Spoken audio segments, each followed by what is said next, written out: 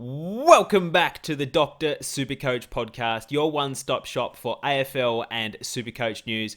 You're on with Cheezo. I'm on tonight with Pistol, mate. How are you? Doing very well, and I'm curious by a new introduction. I felt like it's been years since we haven't started the podcast in the exact same way. Well, I found it was what we never actually did was introduce what the heck we do, Pistol, and that is talk about AFL, we talk about SuperCoach and the implications henceforth therewith, and and I'm just excited to finally, football is on the horizon again. And we've got some interesting things to talk about in tonight's podcast where we're going to be talking over some players we might consider buying and bringing into our team for round two. I'm definitely looking forward to buying players and henceforth with implications or whatever you said earlier. Yeah, absolutely right. And I do have to give someone a shout out, Pistol. I know it is the middle of the season, and a few people have given up on SuperCoach for 2020, but we do want to thank Bill Weicker, who has jumped into the Patreon in the last 7 days, or at least since the last podcast we done. So thanks, Bill. Really, really appreciate it. And he's already taken to Slack like a duck to water, Pistol. So I think he's just as excited as we are to get football back underway. And a lot of exciting things coming up in the near future. Pistol, the first thing I want to talk about before we lead into these players, because we are going to be talking about,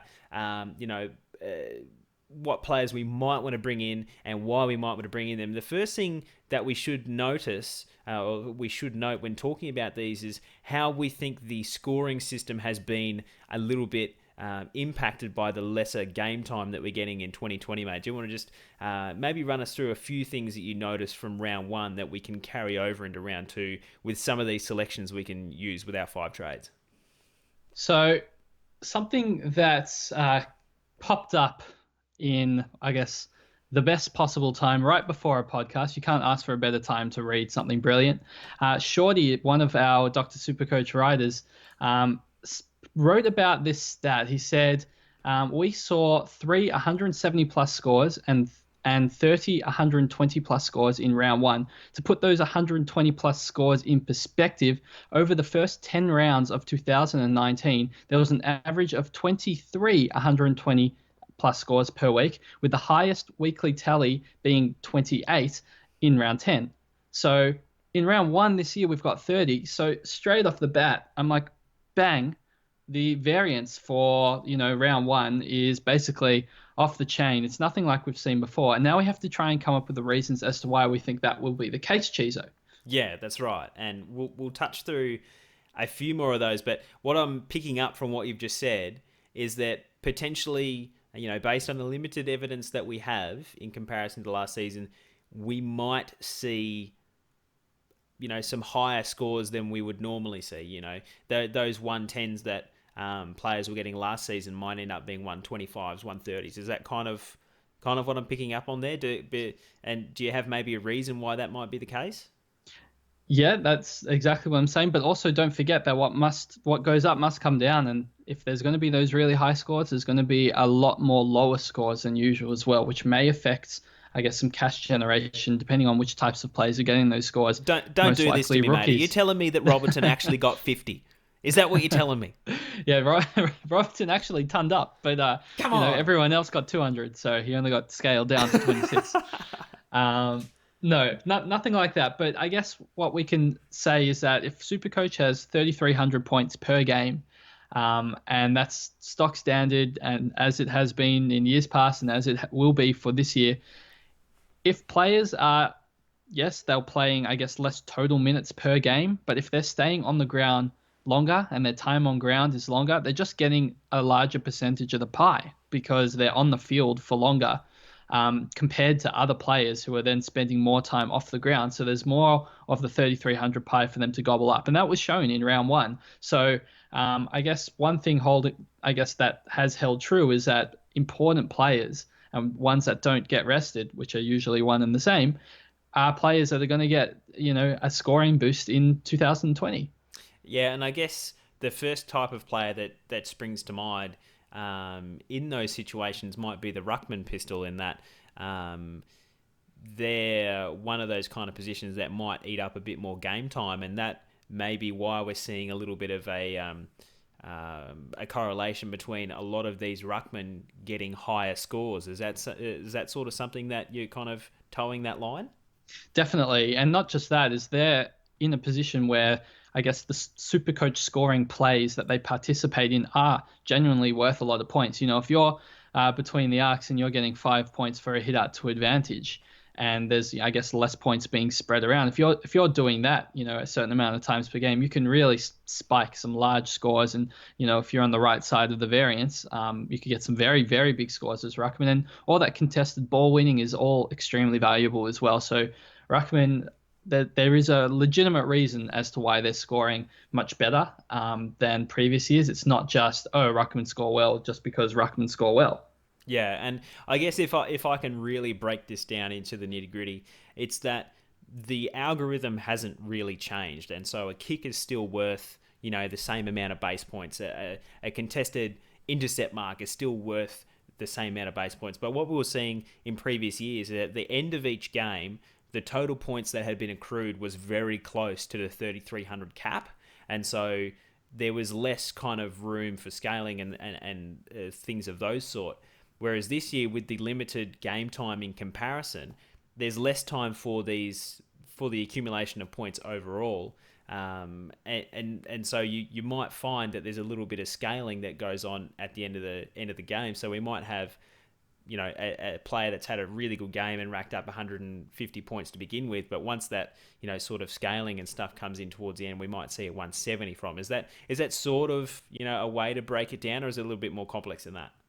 I mean, it's SuperCoach. Everything is complex, and totally theoretical.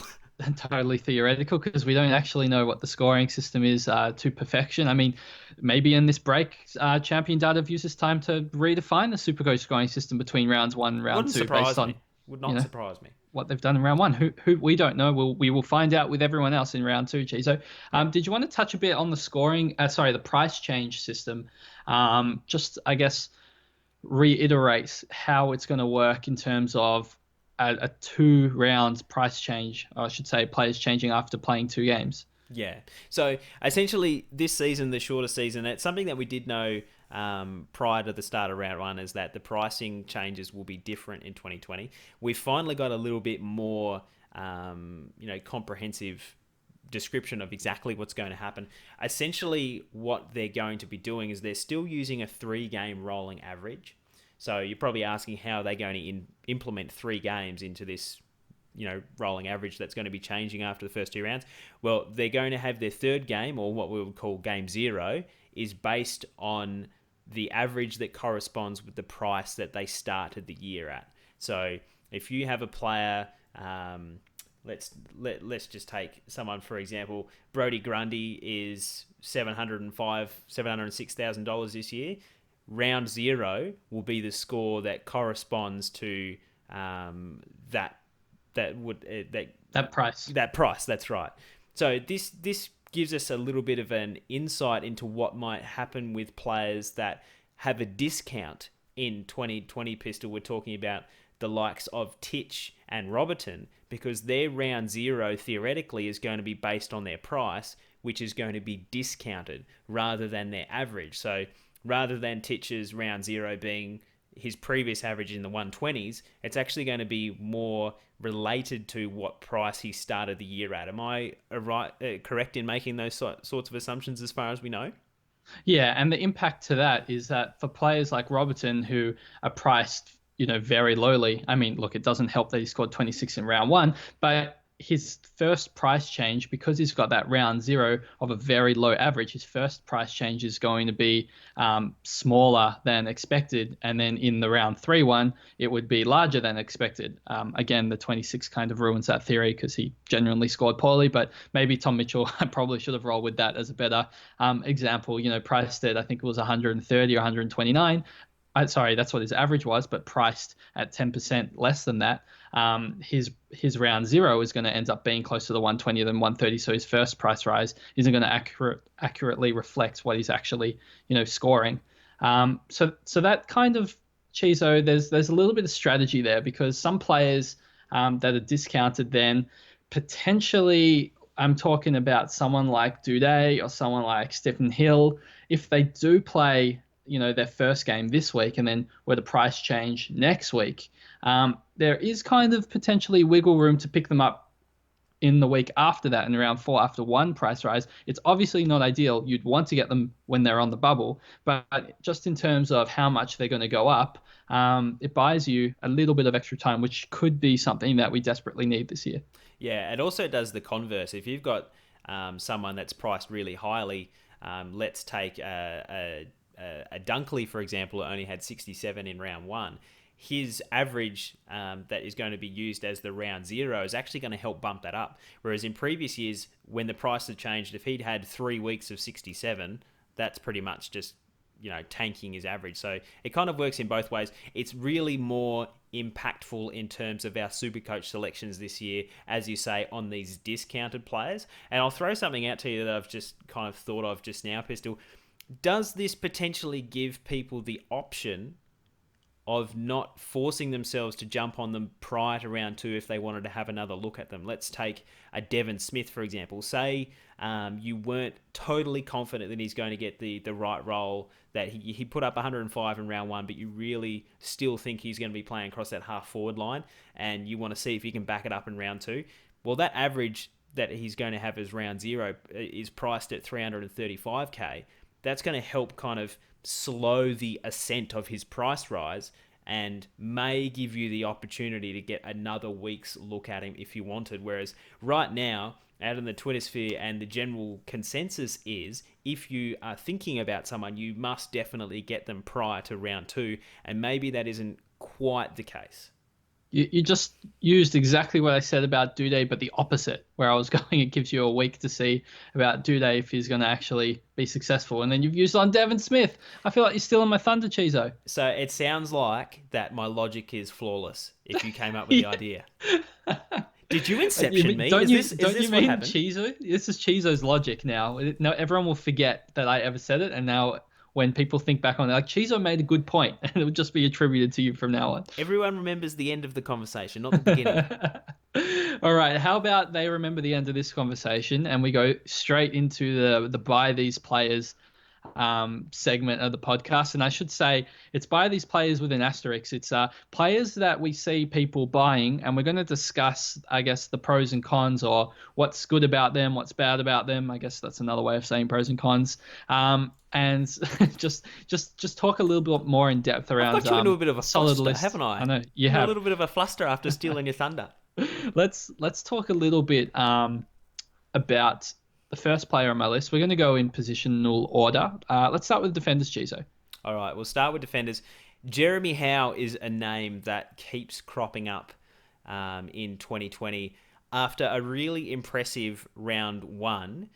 And the thing that probably impressed me the most, it's similar to the role that we've seen him played in the past. However, what's dissimilar this year is just how important intercepting players are, and how those points are being kind of spread out as the game time has shortened. And we've seen a few. I think Shannon Hearn's another one to put in this kind of bracket, really getting a boost from being that intercepting, contested kind of player, which we know Jeremy Howe can be. Yeah, I'm going to try and explain it as best as I can. It might not be good, but I'm going to hear goes. I'm going to paraphrase anyway. it and then repeat it, and then it'll be Cheezo's again. So Jeremy Howe has a lot of intercept marking plays. Particularly contested intercept marking is worth a lot more points. So let's say in a usual game of football, so not in the shortened 2020 season, he gets 5 intercept marking plays, and each one of them is worth, let's say, 10 points for this example. So he's got 50 points from that. That's fantastic. Now we're comparing that to a midfielder who might get 30 possessions. So a lot of little point scoring plays. They just get lots of little handballs.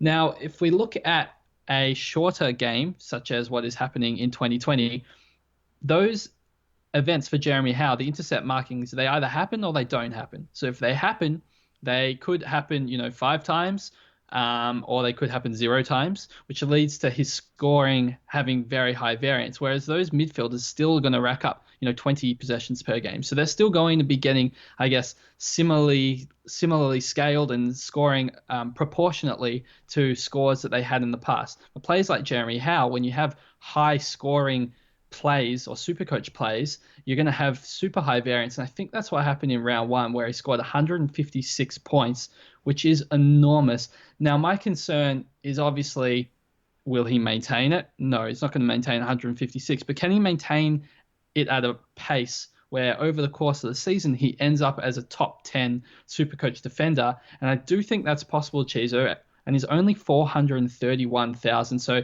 he comes in a little cut price where we're trying to penny pinch and save some money, which sounds really impressive. However, some people are calling him a cash cow, someone they're using to generate money. He's got a break even of 8. Even if he were to go 100, back to back in the next 2 weeks, he's not making enough money for him to be a worthwhile cash cow. So if you're using him for that reason, just think about it and don't do it. Well, we said this in the Supercoach for beginners at the start of the year when we're talking about these terms. What do we mean? People saying that Jeremy Howe is going to be a cash cow are saying to us that he needs to make 100k more that you can then cash in and get one of the premiums you want. The thing is, if he's making us 100k, he's going to be basically a premium defender anyway. So he becomes one of those underpriced premiums that we're looking at, and he's basically perfectly comparable to Sam Doherty. Anyone that picks Sam Doherty is picking him for the same reason. You're not picking him to be a cash cow. You're picking him to get back to his premium status. And so I think that's important to remember when you're looking at Jeremy Howe. That's why you're picking him. You're not doing a cash grab on him, because I just don't think that's the relevant point. But it's really interesting how you say that he's got that scoring pattern, that he can accrue 50 points in the quarter just the way that he plays. And, that is, he might be 30 seconds away from getting another one of those contested marks before the siren goes. And so he's more reliant on those things happening. So something to be considerate of and cognizant of, Pistol. But we'll move on to the next player unless you have anything else to wrap up. Well, just with high scoring points plays, obviously you get more of the Supercoach pie. So then you also get on top of that probably favorable scaling, I imagine. So it's like more points breeds even more points type of a situation. So anyway, let's talk about the next person on the list, Cheezo. All right, next on the list we have Tom Doedee. Recovered from his preseason injury. Looks like he's going to get a crack at it come round 2. It seems likely. Previous years, he's gone at 80 plus. Even if we get that from him, it looks like he's going to be a reasonable selection in our sides. Look, if he was fit round 1, I think nearly everyone would have had him in their team. I guess there's some problems now where you have to spend a trade to bring him in, and then you have to try and justify if he actually is going to be able to make you enough money for him to be considered a worthwhile cash cow. However, it kind of, to me, is irrelevant. Not irrelevant totally on how much money he's going to make. I'm kind of putting him into a category of like anything above 100k is going to be good enough as a backline defender rookie. And I'm going to throw him in the rookie basket, even though it's more of a mid-pricer, just because there really aren't many rookies that are going to make 100k in the backline. I'm incredibly worried that any of the backline rookies that do come through, and there is not many. If we're talking about the people like Starcevic who may get dropped, even if he plays, I'm worried we get the reverse of what we were talking about, where the rich get richer. And Starcevic is going to end up being on the poor get poorer side, and he could potentially be averaging in the 20s or 30s and not making any money. So for somebody to have a scoring potential like Doedee, where he went 82 in his rookie year, it doesn't really matter to me if he only makes 100k. That's 100k more than I'm expecting other defender rookies to make. Yeah, and I guess the thing that you'll notice looking across many people's defensive lines is a lot of these rookies that we have are expensive anyway, and so they actually need to be playing quite well to make us 100k. At least we have exposed knowledge, exposed form from Doedee in years past about what we may be able to expect. And so, looking at someone Even like a Robertson, he's only 13k more than Robertson, and some of these 200k defenders that we had to jump on board because stocks were so thin in the back line. It may only be an $80,000 upgrade to get him, but you're probably going to make that back in the money he will make from being a consistent player that we know is going to get game time and has the capability to score well, because he uses the ball quite well and he has similar intercepting traits as what we've just talked about with Jeremy Howe. Yeah, and you want to get those players that are going to score in the 20s and 30s off your field. Like you could be having an amazing week and you have 2 players left and you're on 2,200 and you end up with a 20 and a 30 from your last 2 players, and that just is going to be absolutely killer this year. So avoiding that situation sounds good to me. Question mark overall with McCasey. If they're going to play Fisher as that kind of intercept marker and use Duday more as lockdown, then we're going to be in a little bit of trouble. But we've got a week to wait and see, if you want to wait and see, because there might be other rookies that are named this week and cause a logjam and a problem where next week we want to get Duday, but we can't because there's 3 other rookies that we want to get instead. So potentially, if I had to go early on one of the rookies, Duday with his job security is somebody that I would consider purchasing before he's played a game. Yeah, and I think I agree with that, and just wait and see. We can move on. Yep. All right. So next on the list, Cheezo, we have Stephen Hill, 190k still. He has yet to change price. He didn't play in round 1 due to injury. How do you see him now after 1 week? It's going to be interesting because we know that he's still to be determined. We would love Stephen Hill to be available come round 2, and we wanted him come round 1. It's been a couple months now and he still seems to be dealing with the same niggling issue, and that's probably what doesn't give me the confidence in picking him. I think talking about Starcevic, BZT might we'll talk about in a second, might not get named either, and so he might be a good swap if he's in.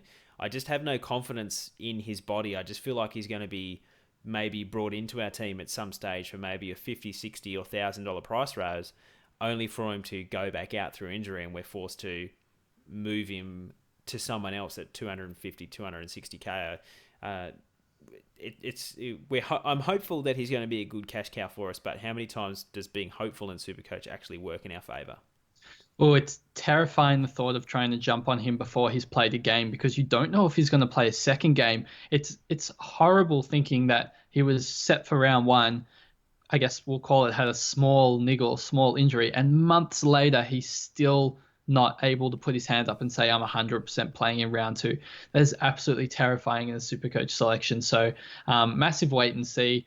I hope that he's going to be fully fit, but if he doesn't play next week, I'm not going to be too upset. I'd rather him be 100% fully right, not rush back. They play him in rounds 3 or 4, and we'll be able to pick him up later if he's looking good or not. But yeah, no questions over his scoring potential. Just that body is a huge risk, Cheezo. Yeah, and even if he does play next week, there's almost the argument that you can make to wait and see, because we don't actually know exactly what role they have in stock for him anyway, because we've seen where he's played in the past, but we haven't seen him play in anger for quite some time now. So it would even be a wait and see to know if he's got the role that's going to be Supercoach friendly or not. So definitely wait and see for me. And we'll talk about the next defender on the list down to the rookie price, and that's Will Gould, Pistol. Someone that we hoped would be there round 1, and we still, nothing really has changed for me. I've still got no confidence that he's going to be there, but we're desperate for backline rookies. Totally desperate, and if he's named, he's going to be just an absolute 1-star and 2-star player for our Supercoach teams, because we're just so desperate for a backline rookie. This is more of a, he's on the list for a fingers crossed. Please play him. Yeah, I nothing else sums it up like that. He's basement price. He's got the right role. Hopefully, he's been able to build some fitness over the last couple of weeks. If anything that was holding him back, it was a little bit to do with his fitness in many ways getting up to the AFL standard. So maybe it's actually been a benefit for someone like Will Gould. We won't know until we see the team sheets, but definitely want to keep an eye on. That wraps up the defensive line on players that we might want to look at buying. We'll move into the midfield. Pistol, the number one on my list of players that I really want to get my hands on is Lachie Neale, mate. Is there a reason why we wouldn't want to grab him? Can't think of one, Cheezo. Me either. I can't think about it. And it's important to acknowledge that we all wanted him, just that people like you and me didn't end up with him in our teams because of the buy structure, which now is no longer a factor. Yeah, I mean, I got a little bit mixed up thinking about the buys, and then when, buys not announced, when they were, I guess, taken back, I'm like, oh, what am I going to do with my side? And it ended up that Lachie Neale missed the card. I'm pretty happy with my 5 midfielders, so I don't really regret I regret not starting because of how the scoring system worked out, but I can't be upset with my current choices. But Cheezo, I think as long as people aren't sideways trading from, an already good midfielder to Lachie Neale, otherwise there's no reason not to get him if you're in the need for a midfielder. He's probably the one. What if you were sidewaysing from someone that let you down in round 1? Well, Cheezo, you're pretty cheap. I'm not sure how I'd be able to find the funding to get you up to Lachie Neale. That is fair enough. My SuperCoach career averaged 17 over 40 games, so I actually lost money after round 1. But yeah, I think all the things that we said about him in the preseason still apply. The only thing that's changed is buy structure, and I think the scoring system's going to suit him down to a T. And I can only see good things coming for him. The next one that we don't really need to spend much more time on because we've already covered him in previous podcasts is Paddy Dangerfield. Pistol. Lots to like about him. Again, had the early buy, which warded a few people off like myself, but his run in the next 4 weeks is undeniably good. Oh, it's all about those home games at the Cattery. I mean, you'd pick him if you knew he was going to play every game there. But it is what it is, and he's a great pick. So, let's move on. Yeah, I absolutely agree. Now, your player of the day, Jack Viney, Trap Viney. You're a big fan of his. I want you to convince me here live on the podcast that I need him in my side. Look, Cheezo, if I know one thing, it's that you're way too stubborn, so there's no chance I'm going to be able to convince you. But I'll put an argument out. I've put one out before, but maybe with a little bit more clarity. It might help. But we're talking about trying to make money and how desperate we are to make money, and it's all about the rookies and getting in the right rookies. What if the rookies that present themselves after this round 1, so before round 2, just aren't good? What happens if they're poor rookies? What happens if they're rookies that don't have good scoring potential? Am I really going to be trading in rookies just because they're playing, if they're averaging, 20, 30, 40 points? That doesn't sound too good to me. Jack Viney, though, he's got a negative 19 break even. So he's making money if he takes to the field. Unless he gives away like 5 free kicks and then gets injured. He gets angry sometimes. He does. But we're expecting him to be a guaranteed money maker. And to me, that's all he is. He's in an area where he's going to be playing 4 really great matchups to start the season. This is basically, I guess we could say not best case scenario, but probably common case scenario is Jack Viney ends up going 100 and 100 in the next 2 weeks. He's got Carlton this week, so even if it averages out at 100, he makes 100K. That's free 100K. That's bank. We're taking it in. I could be sideways trading a rookie, and that, from a non-playing rookie to a playing rookie, and that rookie might not even make me 100K. So I like the sounds of guaranteed money. I like eliminating the risk of, I guess, getting a rookie that might get dropped or might not play. At least I know Jack Viney's going to play. And he will also score well enough on my field that it will not let my team down. I'm not going to be getting those 20s and those 30 scores. He'll score well enough, and he is cheap enough as well that it doesn't take a lot to get him. He's only 430K. So if you missed any mid-pricer in your starting squad, he's pretty easy and reasonable to get to. So the only thing, I agree, all the numbers check out. I've done the math, I've got the calculator out, you're spot on. How confident are we that Jack Viney's going to go 100-100? I mean, even if he goes, 50-50, and that would be worst case scenario, he still makes money, Cheezo. I don't know. In 13 games between Carlton and Essendon, 7 games against Carlton, 6 games against Essendon, he's got an average of 76, an average of 71.2 against those two teams over an extended period of time. He's never turned up against Essendon. You're expecting him to create history here in getting his first ton against Essendon. Was this his first 186 score as well? I actually got surprised when I saw that. I forgot how high he went in round one. I was thinking like 150, something like that. But I can appreciate what you're saying. I just I like that you're chasing cash, and that's what we need to do this year. I think I'm going to be prioritizing mistakes that I think I've made in my side, and there are a few. I think for me personally, Jack Viney is going to be a bit of a luxury because I'm going to have to choose one of my midfielders to go, or I'm going to have to choose one of the premiums I have in my current side to be able to get him in there somehow. So at this stage, I'm considering him coming into my side as a bit of a luxury if I've worked out the other 4 and I'm going sweet.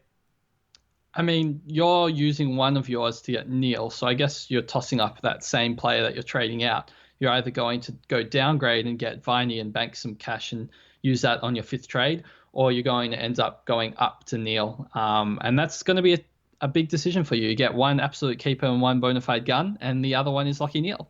Yep. I appreciate that, mate. I think we need to do a cancer council dono if you don't end up with Viney in your team for round 2, but we'll move on.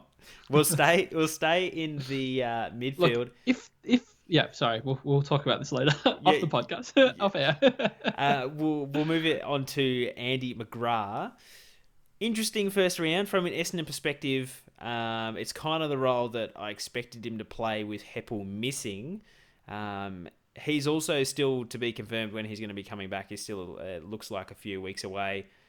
Good things for Andy Mcgraw. We know he's got the pedigree. I've always questioned whether he had the size to be a dominant full-time midfielder, and so I see him more as a long-term, more outside, sort of like a Zaharakis type player that he played at the same sort of age. Do we think that he's going to be able to keep it up in 2020, mate? I think that's the question on everyone's list that have been looking at Andy Mcgraw, waiting for his big breakout. Yeah, look, I'll say I'm not a massive fan of the pick, but I can understand it. And if there was a year where he could play as a full-time mid, it would be the year with shorter quarters. Just to give his body a break. Like from a physical standpoint, he's going to be getting hit hard time and time again at every contest. And as you said, he's more of a little man, and I think with shorter quarters, he's going to take less of a beating. So this is the year, if he's going to have a breakout year, it's now. But for me, I feel like it's not going to be a SuperCoach relevant year for Mcgraw again.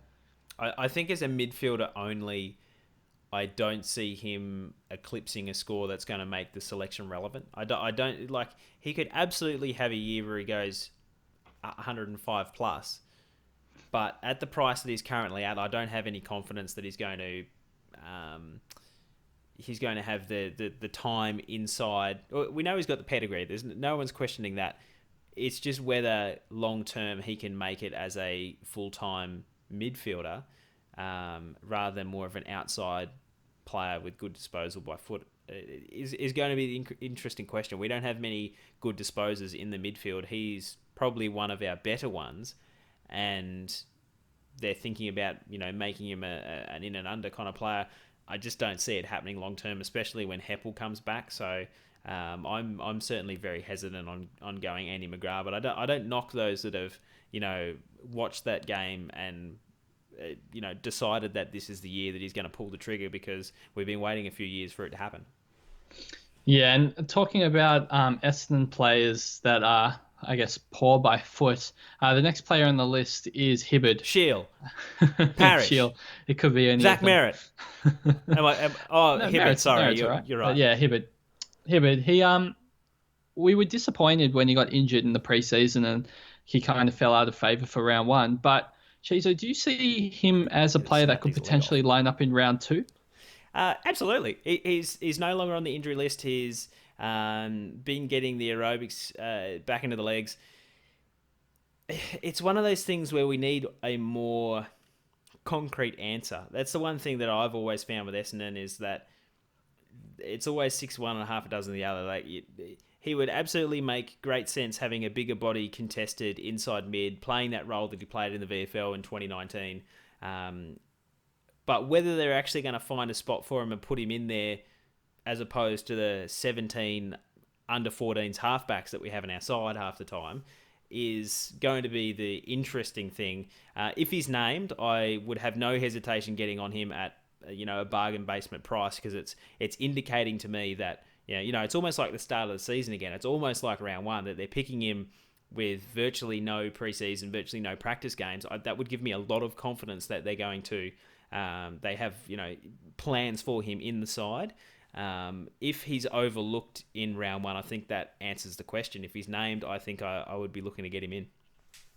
If Hibbard is named in round two, then he's the one that I will end up with, I think, instead of Viney, because I can see Hibbard making more money than Viney. So for me, that would definitely be worth it. Cheezo, talking about, I guess, more rookie price midfielders that are on people's radar. Harley Bernal. You're really trying hard to amp this up before you dropped his name, weren't you?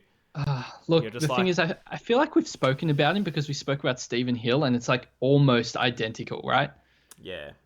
See, I feel like Harley Bernal is like the Voldemort of SuperCoach. Like, we're just not allowed to say his name at this stage. All the things that we've said over the last 5 years still apply. He is supremely talented, if not cruelled with injury.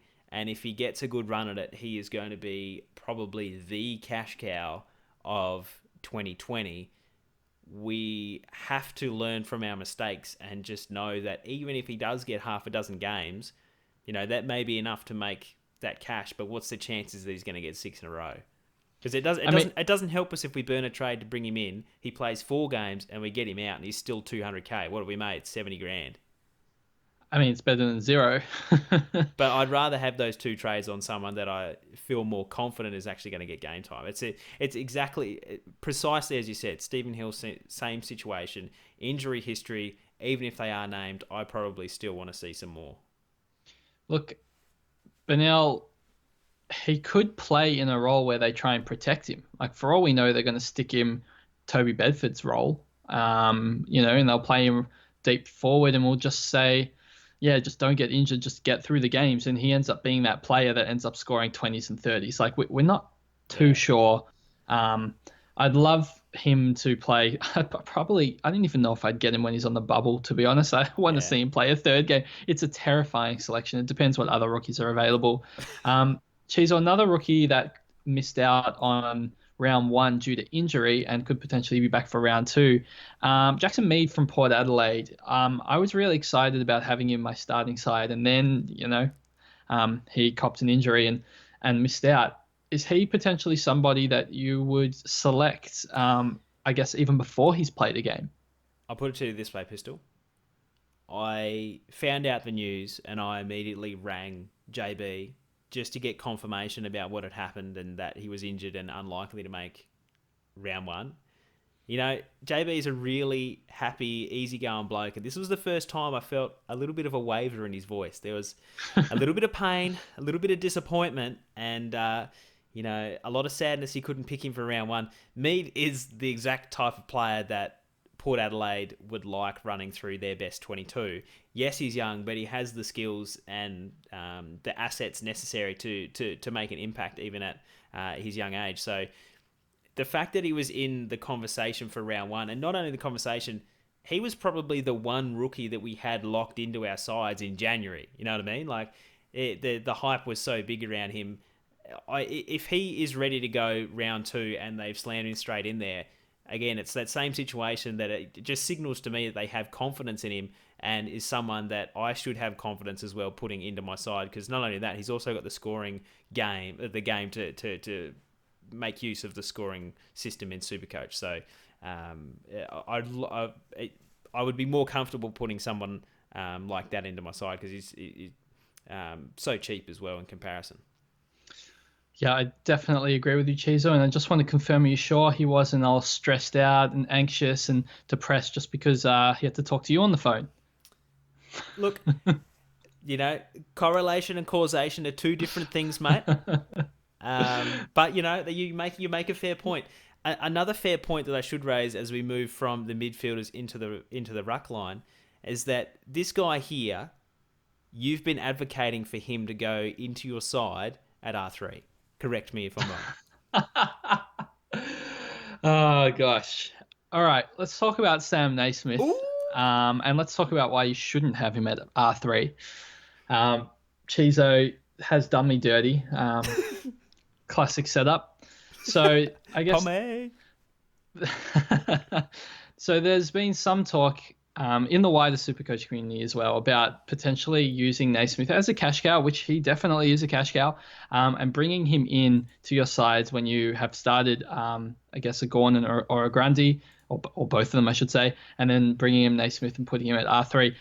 I'm not a super huge fan of the move, Cheezo, and that's because you need to remove 150k from your field to invest it into your bench to be able to have him on your bench. And then you have to have him on your bench for, 5, 6, 7 weeks to be able to, him earn his cash to be able to trade him out. Now, yes, I agree that he's going to be a fantastic cash cow, if not one of the best cash cows. He could make 200k, he could make 250k, who knows how much he could make to 50k, but whatever. Who knows how much he can make this year? Thinking that he can get to 450k is not unreasonable. I think he can make 200k, but it's the fact that you've pulled out money from your field, so you're now at a scoring deficit against all the other teams for all those weeks that Naismith is on your bench. So, for example, if you have Darcy Fort, who's pretty much the same price, on your forward line instead of Naismith on your bench, you have the point difference in however much Fort is outscoring your F6 by, and that might be a Kavara type player. It might be I wish I shouldn't have chosen Georgides. I don't know how to pronounce it. It could be Max King. Saved you. Davis. Could be. Thank you. I appreciate that. could be any type of those players. And if you're earning 20 or 40 points per week just because of this extra money, and you have to wait for Naismith to take out the money from Naismith. If it takes 5 weeks at 40 points a week, you're down 200 points. And then Naismith needs to, make enough money, more than another alternative rookie that you've brought in, just to be able to justify, getting 200 points back. So if I want to use a real life example, I might get a crappy midfield rookie instead of Naismith, and my crappy midfield rookie might make 130k. And Naismith has made 200k in 6 weeks' time. So, yes, the person with Naismith has made 70k more than me, but I'm 200 points ahead, and I have 70k less, but there's only 10 weeks to go to make up those 200 points. So I have to bring in somebody for 70k more that's going to make up 20 points per game more than the player that, I've brought in from my, cheaper player. It's really hard to make a player who is only 70k more than another player average 20 points per game more than the worst player. I don't know if you follow me, Cheezo. I feel like I'm just spitting numbers right now. You did spit numbers, and I followed it the whole way. I'm with you. Perfect. I'm glad to hear. It's really difficult to do that. I just think it definitely can pay off. And if Grundy or Gorn get injured and you have ruck cover, brilliant, you win straight away. But, Cheezo, it's a it's a high risk play, and it's a low reward play, which is the worst type of risk to take in Supercoach. If you want to get Naismith, put him on your field. That's the way that you're going to get the most bang for your buck, because you're going to have a lot more money freed up to have him as your R2. And then on top of that, he's going to accumulate in price, and you're going to be able to, we'll call it, stem the flow of however many points you're leaking to a Gorn Grumby combination when you're able to upgrade him when he reaches 450k 6 weeks later, whatever it may be. And that's the way that you're going to be able to try gain points in the competition, but it's not going to be from Naismith at R3. That's right. And the way that I think about it is, if you had Darcy Fort in the forward line and you have Max King on the forward bench, bringing Naismith to R3 is the same concept as putting Darcy Fort on the bench in your forward line and bringing Max King on the field. That's essentially what you're doing. You're taking money that you have on field, generating cash and generating points for you, more importantly, and putting it on the bench in exchange for a cheaper player. Because you have to take money away from somewhere to get Naismith into your team, most likely if you're upgrading like a Cherry if you had them at R3, for example, right? Likewise, you wouldn't put a Jared Brander on field over a Dylan Robertson and put it. Oh, you probably would actually. Yeah. But the thought process is still the same. You know, like when we have those situations, it seems like, oh, no way would I put 260k on my bench, right? Like you want them on field because they're points generating. And the same thing applies. You're just taking that cash from somewhere else. So instead of having a Darcy Fort, for example, in your forward line scoring points, you'd have a Buderick who had 44 in round one. So it's important to remember that they are nearly identical thought processes there. The second thing is that we've just established our theory, and it's our theory, that ruckmen are going to be benefited from the scoring system. And the way that the 2020 season is panning out. For that reason, why would you want to spend 150k upgrading someone only for them to be scoring 110 on your bench multiple weeks in a row? I think it's a hard decision, but a good decision to chase the players that are guaranteed game time and to make us cash. And with limited rookies, we're forced into making tough decisions. I don't want to trade out Max Gawn. I don't want to trade out Brodie Grundy. They're probably going to be 10 points clear of like the third ranked ruckman in 2020. And we talked last podcast about how good Max Gawn next month is going to be, the type of ruckman he's coming up against. So he is probably going to go 120, 130. The problem is he's not going to make us any money. Can we have someone for literally a third of his price, scoring only 20 points less, allow us to use 500 grand, or is it 400 grand, to redistribute and restructure our side in a way never before possible with 5 trades in a round? That is the question, and that is the crux for me of why the Naismith trade is the most important this season, and how you go with it. Because if you choose to keep going and you miss Naismith, where are you getting that money from? And you depends may, on your side. That's right. You may not need it. But for me, I'm in a situation where I would be forced to restructure my side significantly if I chose to downgrade one of my 1 or 2 ruckmen.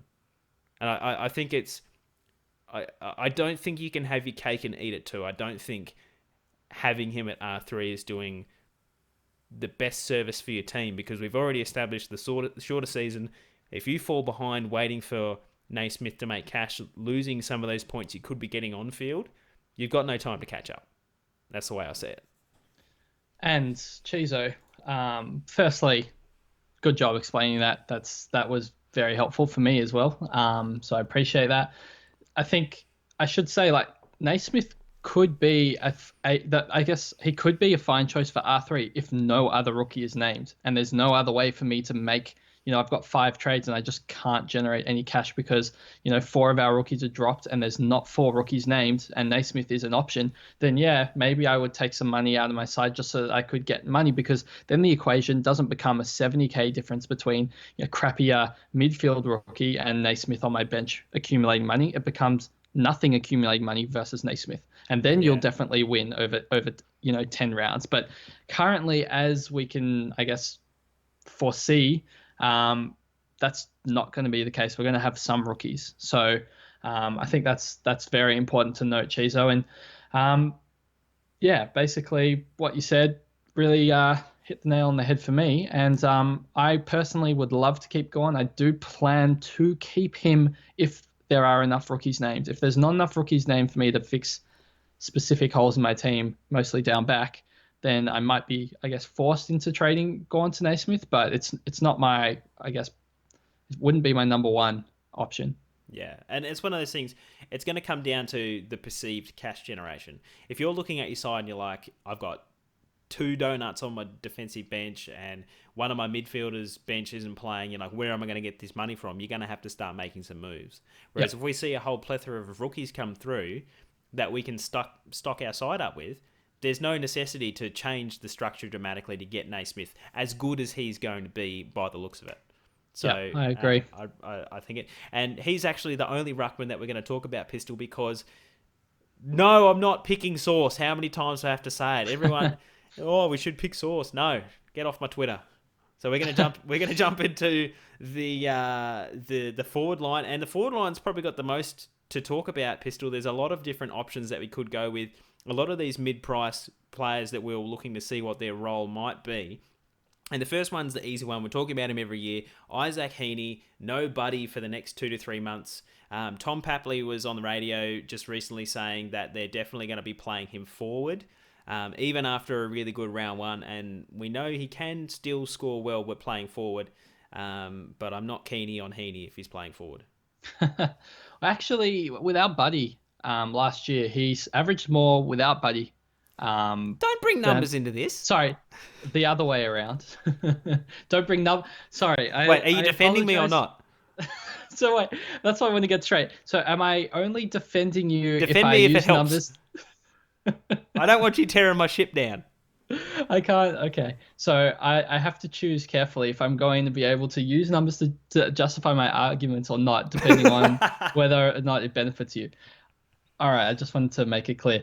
But no, in all seriousness, in 2019, when he played with Buddy, he averaged 92, and when he played without Buddy, he averaged 96. So he actually played better when Buddy wasn't there. So when he had to play more of a forward role, he scored a little bit better, not worse. So we did speak about this, Cheezo, in our pre-season 30 and 30, our 30 podcast in 30 days when we covered Heaney, that it was kind of what's that thing called when everyone thinks one thing but it's actually the other? I don't know. It's not the Mandela effect, but it's something similar like that. I'm sure I know what you're talking about, but I'm having a mental blank right now. Anyway, so Heaney playing forward should actually be a positive on his scoring. However, shortened game time. No, it's not that. I know less opportunities. No, he'll have the thing. So I guess it's twofold. Sydney suck right now. Yes. Okay. You hit the nail on the head. Sydney are not very good, and I know he's going to have like these burst scoring opportunities and these high point plays, and that's going to be good for scaling, and he's going to win some games off his own boot, and he's going to do super well with these like high variance that he'll be able to hit. But he's a player that's also going to score really badly at some stage. And when he scores really badly at some stage, he's going to drop a lot in price. And when he drops to that 430k mark, which he does every season, that's when we're going to get him in our sides. But it's not going to be right now. Yeah. I agree. It's the same thing that we've seen for 5 years, so there's no reason to think it's going to be any different. If he comes out and averages 120, then, well, geez, I took a chance and stuffed it up, but I just don't think that's going to happen. One player that I probably got it wrong in the preseason in saying that Greenwood probably wouldn't go above 90, he really showed me up in round one, Pistol. I want to know your take. I watched the game, well, parts of it anyway, and I didn't actually think that he had that stellar of a game, but still went well over the triple figures. Yeah, this is something I'd spoken about previously. It was a little bit disappointing seeing, well, I mean, I guess it's a positive if you own him, but a negative if you don't have him. And he just scored super, super well, and he played just super average. He didn't have even a good game. That wasn't just me. I was watching that going, he's really not doing much. How is he on 90? Look, to get 116 usually you have to have a good game. I mean, Cripps got 112. let's put it like that. Greenwood got so many contested ball, but he just didn't really look like he was doing too much. And the whole game, I'm like, where is he? He's got that little handball here and there, and his points were so high, and this scoring system just works well with him as these contested midfieldy type players. I think Greenwood's going to be, a top 6 forward this year. Yeah. He's at a cheap enough price that, it's worthwhile grabbing him now if you can get him in your side. He's not someone I move heaven and earth for, but, if you've used up 4 of your trades and you're like, I've got 1 extra trade and I can only afford like a crappier premium player, who should I get? I think you should be considering somebody like Greenwood. Yeah. I think the one thing that we kept knocking him on in the preseason, and thank God he doesn't listen to these podcasts because he'd probably get mad at us. We do roast him a fair bit. Is that not that much? He consistently throughout his career hasn't had high game time percentage, hasn't had high minutes. It was always in like the high 80s, low 90s, which is not. It's definitely on the low end of the spectrum in terms of like full-time midfielders at AFL clubs.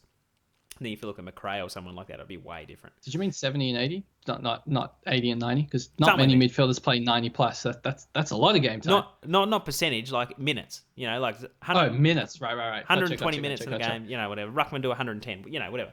But the thing is, the shorter game time allows for these burst type players to make more of an impact. And so I actually see a situation where Hugh Greenwood could benefit from the shorter format because he's not trying to get himself through a 30-minute quarter. You know what I mean? Like he is able to get on the ball and just go ham for a couple of minutes, come off and have a break, and then just do it again because he knows that halftime break is really close by. And I think that allows them to use him in a better role more often. I think, and I saw him up around the ball quite often. I wasn't displeased with his role particularly. I just thought he didn't have a really good game. Hugh Greenwood? I thought we were talking about Levi Greenwood. No. All right, let's jump into the next one, Cheezo. Winguard. He is I kind of put him in the same basket as Heaney in that, we've seen seasons from him where we're just like, yep, this guy's going to go 110 one day. And it just never happens. Is this Winguard tease happening again, and are you going to fall for it? I mean, look, he played a lot in the midfield. He looked super good. He had a lot of high scoring percentage plays as well. Look, the thing is, we've got Jaeger out for 2-3 weeks, so I expect his role to be quite good in the next fortnight, and I think he will score really well in the next fortnight. I'm just worried what happens when all of the Hawks midfield are, I guess, fully fit. So, Titch, no concerns over him. I want to see, Warpedo, Titch, Jaeger all play, and then I guess you've got the rotation of Winguard and how much that affects him and exactly what his midfield forward split is. He's also not super duper cheap. Like, he's cheap, don't get me wrong, but he's kind of at a price where I wouldn't call him cheap. He's underpriced. Yeah, he's not at a price where I don't think that it's impossible for him to get back to somewhere near that price or within 30k of his current price. So I'm not desperate to jump on somebody that is not a massive bargain. And yes, he very well could finish as a top 6 forward, but I'd rather wait for a little bit more sample size. And I think for me personally, that's my opinion on this situation, given as well how many other good forward options there are and which ones would take priority over Chad Winguard. Yeah, and that's just my personal preference. I don't tend to pick players that either turn up or don't turn up based on not really their ego, but whether they can be bothered. Like I've seen a few instances of Winguard rocking up and really not trying whatsoever during a game, and it's just it's one of those ones that you pick a Devin Smith or whatever. He's just this little guy just trying to tackle anyone with a ball, and you go on, Devin. I really want you on my side. But yeah, with Winguard, I've had enough, man. Like I've owned him for too many years and too many mistakes and too many bad memories that I can't trust that his role is going to be good in the long term. And he's another one that might prove me wrong, but I'm happy to be wrong than be wrong for the 4th time by picking him thinking he's going to break out. Fair enough. Let's move on. Jai Simkin is the next one, 383k. He managed to score 131. So he had a massive first round, and he got to play kind of that midfield role that we saw him play at parts of last season. Small For sections, yeah. Yeah, for those that are unaware of how he went last year, he didn't really set the world on fire with, a SuperCoach average of 71, but it was some of his games that caught the eye. He did have a score. He actually had two scores of 100. He had 106, 125, and 117 during that run. He also had a low score of 19, which isn't particularly great. And I think that's going to be a little bit reflective of what we get from him this year as well. We're going to have those games, we're speaking about these high variance players. He's definitely somebody that can have a 40-point game and somebody that can have a 130-point game. And, this is the way that it swung in round one where he scored 130. And I do expect him to have low games, but it's the price point that really gets me at 383k. He's not quite cheap enough where he's going to definitely make me 100k, and Exactly. if he does make 100k, am I holding him? But he's not quite good enough to be a top 10, maybe best top 15 forward, but he's not quite there. I really needed him to be, the same price as Dev Smith for me to consider, but just for me, he's 50k too expensive.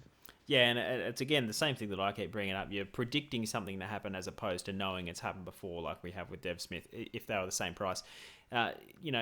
Jai Smith fell down the draft board a little bit during his draft year because of injury, but he's always had that pedigree. He's always been, if I liken him to someone in his own team, is like a bit of a Sean Higgins that kind of started forward and then developed into a midfielder is kind of what I see him being and what him becoming. And so while there's his name has been raised a few times, I think it would be a little bit outlandish to pick him based on one game sample size and hoping that he's going to do it for the entire year when he's priced at nearly 400k. I think that's just too risky for me. I like how you went with an example of Sean Higgins when you had like the perfect example that you'd used in the previous sentence in Dev Smith, like someone who's forward and then goes into the midfield. No, I mean like a style of play. Like they're similar types of players. The way that they accumulate. Like how they get their ball and that they are good forward and things like that. So yeah, whereas I see Dev Smith more just a nuggety bloke that goes after the ball. All right, well I'll leave you with that one because we're going to talk about Ben Long and his role change. So in the preseason we saw that he was running off the halfback flank. That did happen in round one, and he absolutely torched it. Cheezo, 118 SuperCoach points, but he also missed a quarter with an ankle injury. So absolutely an amazing score, but I've got some questions that I need answered, and I want to know if Ben Long's massive score was the reason Robertson scored poorly, if Robertson is guaranteed to be playing lockdown, next week and the week after that and the week after that, or if this was just a matchup dependent situation, and maybe Robertson becomes a bit more of a rebounding halfback or intercept marking player in the next week. There's a lot of question marks. I do feel like Ben Long will be a dedicated halfback flank, but I don't know if he's going to be the person that they want to get the ball into his hands every time like he was in round one. Yeah, no, pretty much I can't really add to that. That's spot on. The only thing is I saw Slack blowing up about how his game was going, and so I logged on to try and watch a bit of the game time, and he wasn't even on the field. I was trying to figure out what number he was. I was like, they keep saying that he's playing really well, and I can't even see him. And that was when he was off with the injury. So I just switched it back off. So I didn't see any of the Ben Long stuff. Yeah. I think he definitely could be used as a cash cow, though. I mean, he's got potential. He's now got a break even of -10. He definitely could make you 100k, but something that might be a little bit of a worry is he's got in round 3 and 4 Collingwood and Richmond in back-to-back weeks. If he puts up some stinkers there, that's going to absolutely kill his any sort of potential for him to be a cash cow. So I'm not heavily against the pick, but it's just the risk there might be a little bit too high in my eyes. And it's the same thing that we're preaching, or at least I am. When you're looking at someone like a Duday who's virtually the same price, 10k cheaper, we've got exposed form that we know Duday can do X. Whereas with Ben Long is another one that we're just going, Can he do it? Maybe. Who knows? Let's go for it, kind of thing. And I'm just trying to stick away. It's just I'm consciously trying to stay away from those players as much as possible this year. So I guess if I had to put an argument against that, Cheezo, Go. it would be maybe they're cheap enough where it becomes worthwhile to take that risk. And does our next player on the list, Darcy Fort, Geelong Ruckman, he's got a good role. He's very cheap, around 260k, put up a 94 in round one. Does he tickle your fancy? With these types of players where we're expecting kind of a breakout, I want to stay as low as possible, and I tend to kind of try and keep these guys around the 250 mark as possible. So I'd be more comfortable like picking a Darcy Ford at 260 as opposed to a Ben Long at 280, because even if they go similar, then you've already saved yourself 20 grand. But the thing that Darcy Fort has in his favour, not only is he available as a forward, but he's playing predominantly in the ruck for Geelong. And as we've talked about, ruckmen tend to be getting a little bit of a scoring buff, a little points buff this year. And if he keeps that, similar role going forward, I know he also spends a bit of time forward as well at Geelong, but if he's getting some ruck time, I can't see why he wouldn't be able to exploit that as a ruckman in our as a forward selectable player in our side. So many average ruckmen scored super well in round one, and if Darcy Fort kind of encapsulated that. He didn't have like a super good game. He was pretty average. He did his role. He did enough that Geelong would be happy with him and probably select him again the next week. And he scored 94, which is good as a forward. Yeah. If he averages 94, he's going to finish, a top 6 forward. So for me, I'm more worried about his job security because Stanley is quite capable. I mean, they did choose Fort above him. Who told you that? Going into round one. That he's quite capable. Yeah. He's quite capable, but he's not quite what they're looking for. And the thing is that if we go into round 2 where Stanley is fully fit and available and Fort is fully fit and available, and they choose again Fort over Stanley and leave Stanley completely out of the side, that will give me a lot of confidence that they're going to trial Fort as their number one ruck. And when they're playing all these games at home, I think that's really going to help Geelong. They're going to win more games. I think that'll be really beneficial for Fort as well. He might get a bit more larger portion of the pie because they're winning more games and, more points are spread around his team. Because they're winning and they're in control of the matches. So for me, if he's named ahead of Stanley, who's fit and out of the side, I think he could be potentially a worthwhile cash cow because that opportunity of a ruckman listed as a forward. I mean, we saw what Marshall did last year. Rowan Marshall absolutely blitzed it in our forward line. He's not in the same category whatsoever, but even if he's a 20 points per game worse version of Marshall, that's still incredible. Yeah, you've heard it here first. We've got the next Marshall in 2020 at Darcy Fort, as per Pistol. The only thing I'm worried about is they might rest him for the road trip all the way up to Melbourne. Just to save the legs over the long trip. That just to get him through the rest of the season. Now there's no bias, just something to be conscious of there, Pistol. We'll jump into the next one that's had a lot of talk, and this player in particular has just been. Throw away the key, lock him in, got to have him. I was so silly I didn't pick him, but maybe that's not quite the case. That's Brett Bewley, Pistol. Everything that I said in the preseason still applies in that we think he's going to be playing on the wing, but they have a few players that could knock him out of that role a little bit and make him less of an important ball user for them. Yeah, I like Bewley, but I'm not sure I like him as much now as I did at round 1. I was pretty hot on him in round 1, and that was partially because Akers was out for 6 to 8 weeks, and it looks like a nasty accident. But, Akers is back now, and Bewley, we hope, will get first run on the other wing. And look, to be honest with you, he scored well in the first week with a 95, but his disposal efficiency was just out of this world. He barely missed a target all game. I'm not sure that's a strength of his. He wasn't a very good disposal user, or he didn't use it well by foot last year or the year before that. I know it was something he said he worked on in the off season, but he couldn't have made that much improvement. Surely he was unbelievable by foot, and if if he misses a couple more targets and gets a few more clangers, he's back down to that 70 average, and that's probably not quite good enough for him as a cash cow, Cheezo. And then on top of that, not just Akers is coming back, but we don't really know where Hill is going to 100% slot in. We don't know. I mean, Hogan has been apparently training the house down, as they always say. McCarthy fainted the other day, and we're not really sure what the go is there. But if he's fit and Hogan's fit, how will they restructure their side? Do they push McCarthy to the wing because that's the role that they want him to play? And then does Akers get the other wing role? I'm not sure. There's too many question marks. I don't think he's going to be able to be a good enough cash cow. He might scrape 100K, 110K. So I wouldn't say it's like a fail pick. I think he's a fine pick, but I wouldn't say he's a good pick. Yeah, I guess we've just talked about Fort, who's almost identical price, and he scored almost the identical score, 95 to 94. And it's important to remember that there's different reasons why they got there. Just looking at Bewley's stats here, 16 kicks and 8 marks for a winger, that is indicative for me that he was a link-up player, that they were using him either through transition or delivering further up ground. And that's kind of the role that we want him to be playing.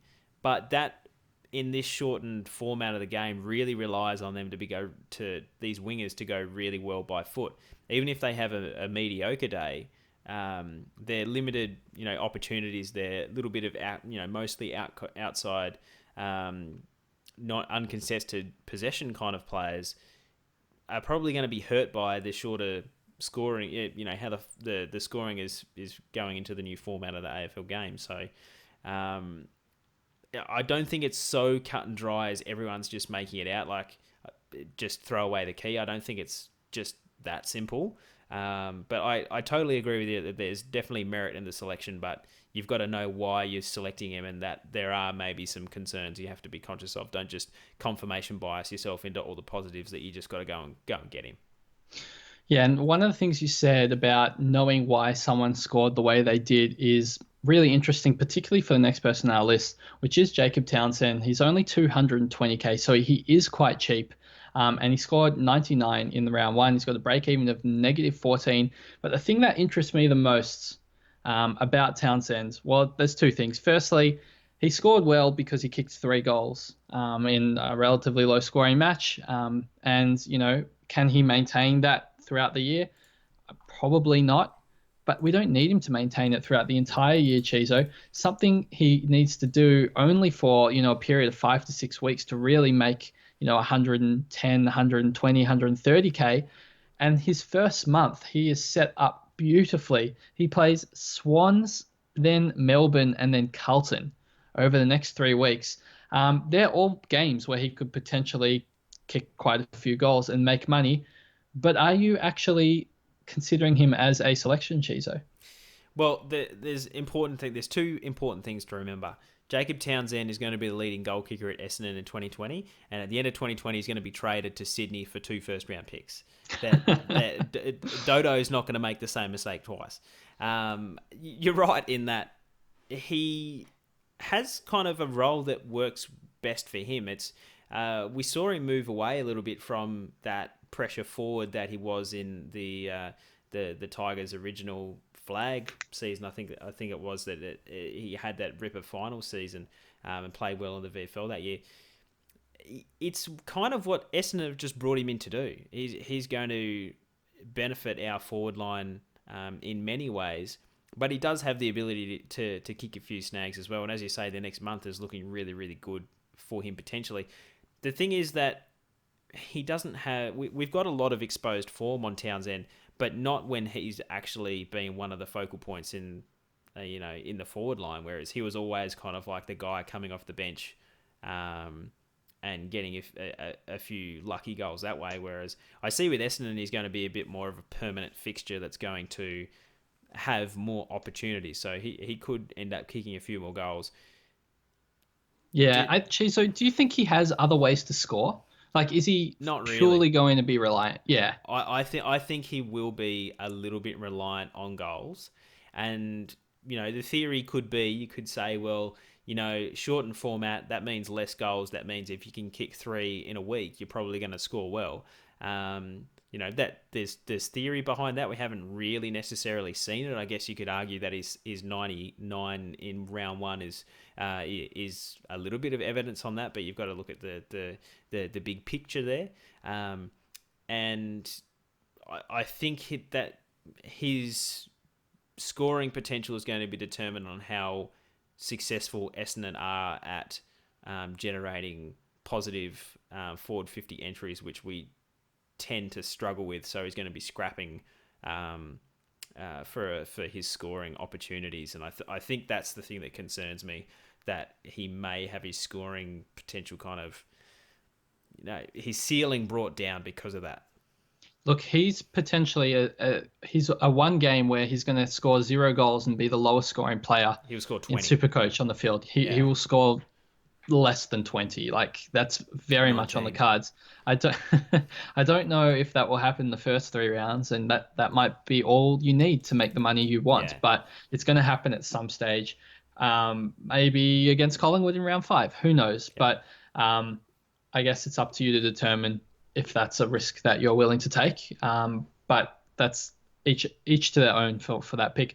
Geez, I want to touch on the next one. I think this isn't too interesting for listeners, so I might fast forward through it. But Sam Stewart, he scored 100 in round 1. He's got an unbelievable break even of, it is minus 53, so he's going to make a lot of money very quickly. However, he is currently suffering from an injury. I think it was back spasms, Cheezo. So we don't know if he's going to line up in round 2. We don't know what's happening with Hogan. We don't know what's happening with McCarthy. I mean, there's, I guess, potential that he gets dropped at some stage. I doubt he gets dropped after, his one really good game, though. So he'd have to play a game, and then he could potentially be dropped if he played very poorly and, Hogan was ready to return. I think for me, it's if Sam Stewart plays, I will get Sam Stewart and take whatever money I can get from him. I just don't know when that will be. Yeah, and I'm not particularly concerned with back spasms and stuff like that. I don't believe it's a significant injury. I think it's just a bit of old man syndrome he's getting in his early 20s. And as someone who has suffered from back spasms in the past, they can be really debilitating, and they're different from day to day. You can just wake up one morning and you feel better, So I think we'll see him in round 2. That's my personal, kind of inkling. I think that we're going to see him, and if he is there for round 2, the way that the pricing system works, you've just got to pick him up. And I think the forward line is one of those lines that we have a few more options in terms of playing rookies, not exactly scoring rookies, but he looks to be one of them. You might be able to push someone like a Max King from your field to your bench, which will be really positive for your team's overall scoring output as well as the cash generation. So if he plays, you've got to get him. So, Cheezo, do you want to take us through the next player on the list? We're getting down to the last 2, so we're nearly there. Yep. Take us, who have we got? All right, I'll go through this one. You go to the next one. Obviously, Isaac Rankin, he was a little bit injury cloud to start the year. I've set you up, haven't I? Start the year, but he looks to be close to fit. The last report that he was still a little bit away, but it was looking positive. And it looks like he's going to be lining up in round 2. And a lot of people are asking me, are you going to bring in Rankin if he's there for round 2? And you know what? I probably will. He does have that injury history. His short career has been riddled by injury a little bit there. But if he's ready to go by round 2, his price makes him less of a risk. And he has the pedigree to not ward me off. I think that someone like Rankin has the capability to outscore similarly priced players like a Max King or a Kavara. So I wouldn't be disappointed if I did the switch there. I think he's going to be a decent selection if available. I just like a rookie with good job security, and I can't really imagine that he'd be dropped. I think they need to get games into him. He needs the experience. So if he's named, if he's named in real life, he'll be brought into my SuperCoach side when it's on the bubble. You need that job security from a rookie. Yeah, and I absolutely agree. And not only that, high draft pick, really good pedigree. Looks like he's got some scoring potential, if more of a forward rather than rather than any kind of midfield time that you get from someone like a Mcgraw or something like that. But yeah, agree. Why don't you take us through the last one here, mate? You've set me up, but we're here to talk about Georgides. That's what we're I going with. butchered it. Gatorade. Yeah, Gatorade. Still not entirely sure how to pronounce it, and we'll probably never pronounce it correctly, so we're just going to roll with it. A 78 in week one, I felt was probably on that upper end of scores for him. I guess you don't get a better matchup than Gold Coast in round one. I have him in my side. I'm happy enough with him, and hopefully he can make lots of money. I am a little concerned, Cheezo. Um, being in that, I guess, hub and the Gold Coast, it's not great when you've already played Gold Coast because the teams remaining become Adelaide, Fremantle, West Coast, and Brisbane. And at least West Coast and Brisbane are quite good. Adelaide, the matches at Adelaide Oval, and I feel like anything could kind of happen, and it's a big stakes game. So I'm not sure how he's going to go. And the Fremantle game, I guess, is good, but I'm a little bit worried for like a raw prototype forward, exactly how he's going to go. I do expect him to be named, even if Dixon returns, which he probably will. Yeah. I just don't really know how that's going to affect his scoring potential. But honestly, if I had to choose a forward to bring in and I missed, Stewart or Taylor, and they were both names, I would get both of them above Gatorade. Yeah. I just, he's not a high priority rookie for me. You're speaking sense. I agree that 78 is probably on the higher end of the spectrum that we could expect from him. And he's going to rely on opportunity of the ball being delivered forward for him to be able to score. That's as simple as that. If Port Adelaide are coming against tougher teams like Brisbane and West Coast, as you say, again, away from home as well, and then the showdown against Adelaide where pretty much anything happens anytime anyway, because it's like one of those only home and away games that play like a grand final. You've got just a lot of evidence to suggest that he's going to struggle to keep up this high scoring ways. So I'm totally picking up what you put down. I wouldn't be trading him out for someone because I still think that he is going to be a good rookie selection, and he's so cheap, and the fact that he's come straight in for Port Adelaide in 2020 only signals good signs. And particularly if he's still on the side there, if Dixon comes back for round two, just another checkbox.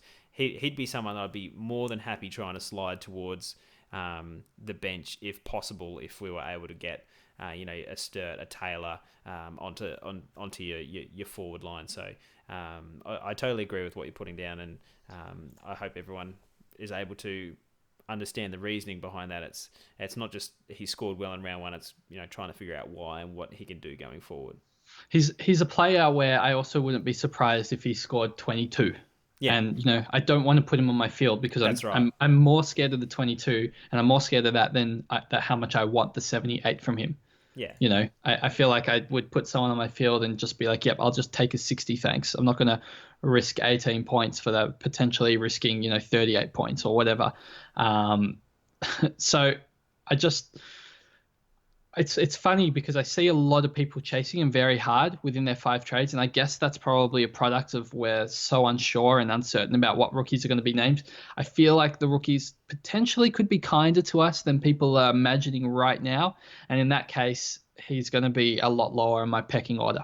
Yeah, yep, I absolutely agree with that, mate, and I think that wraps up the list of players that have jumped off the page at us that you might want to buy in your SuperCoach team before round 2 in 2020, Pistol.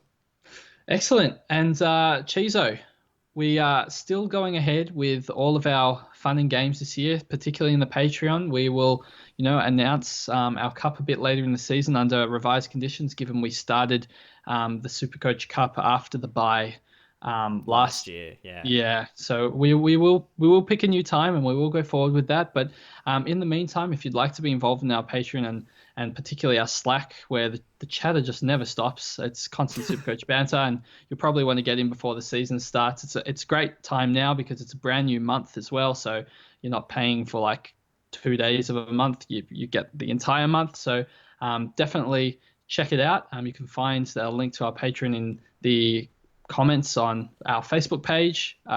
Cheezo, I'm not sure where else, but you usually organise that, so why don't you take the rest of this? You can find it on the Patreon website as well. If you're looking for us, just Dr. Supercoach, patreon.com/Dr. Supercoach if you do want to get involved. Totally up to you, of course. There will be behind the scenes content and whatnot. Pistol, it's been fantastic having you on. If you want to find us during the week, you can get us on our Twitters. We've got pistol_DRSC, JB_DRSC, and Cheezo with a Z _DRSC. Our main channel is Dr_SC for any big news and comments that we do want to put out there. And it's been fantastic talking to you again, Pistol. It's great to finally have Supercoach on the horizon. Yeah, thanks for having me. I think a couple of comments I've received over the last couple of days, and they say, what are we going to do with the Donate for Donuts this year? You know, how we've been raising money for the Cancer Council. I don't know. If someone has a particularly good idea, please reach out to me so that we can try and put forward some campaign to raise money for the Cancer Council. I wish there was buys just so that we could be doing it this year. I'm not sure how there'll be a fun campaign to make it work this year, so have to put in our thinking caps, but I'm sure if we have a couple people brainstorming, please do reach out to me. That would be awesome. But otherwise, Cheezo, thanks for coming on me with the podcast, and thanks community for listening. Thanks, Pistol. Really appreciate the podcast with you tonight.